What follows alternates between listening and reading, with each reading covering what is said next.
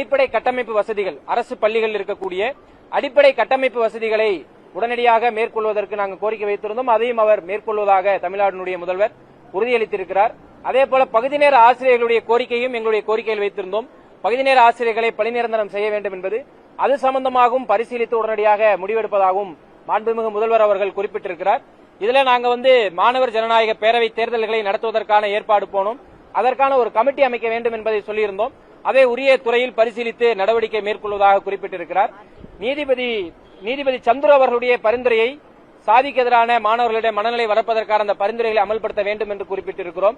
அதேபோல மாணவர்களுக்கான RTE அது முறையாக அந்த 25 விழுக்காடு முறையாக கிடைப்பதும், ஆண்டுதோறும் தடையில்லாமல் அந்த சேர்க்கை நடைபெறுவதை உத்தரவாதம் செய்வோம் என்று சொல்லும். அதையும் மாண்புமிகு முதல்வர்கள் இந்த ஆண்டு முதல் அதை உறுதியாக நாங்கள் செய்வோம் என்பதையும் குறிப்பிட்டிருக்கிறார். இதுல முக்கியமாக இருக்கக்கூடிய விஷயம் என்பனா, மாணவர்களுக்கான உணவுப்படி, அதாவது கல்லூரியில பள்ளியில படிக்கக்கூடிய விடுதியில் தங்கி படிக்கக்கூடிய மாணவர்களுக்கான தினசரி உணவுப்படியும் மாணவர் ஜனநாயக பேரவை தேர்தலும், அதேபோல புதிய கல்விக் கொள்கை நேஷனல் எஜுகேஷன் பாலிசிக்கு எதிராக இந்த அரசு உறுதியோடு செயல்பட வேண்டும், இருமொழிக் கொள்கையில் கட்டாயமாக செயல்பட வேண்டும் என்பதை சொல்லியிருந்தோம். இருமொழிக் கொள்கைதான் இந்த அரசுடைய மொழிக் கொள்கை என்பதை உறுதிப்பட மாண்புமிகு முதல்வர் அவர்கள் தெரிவித்திருக்கிறார். எங்களுடைய கோரிக்கைகளை மீது பரிசீலித்து உரிய கவனம் செலுத்துவதாகவும் அவர் தெரிவித்திருக்கிறார். மேலும் அடிக்கடி மாணவர்களுடைய பிரச்சனை சம்பந்தமாக சந்திப்பதற்கு வாய்ப்பு இருக்கும் நேரத்தில் இந்த அரசோடு நீங்க எந்நேரமும் ரெப்ரசன்டேஷன் பண்ணலாம் என்கின்ற உறுதியும் கொடுத்திருக்கிறார்.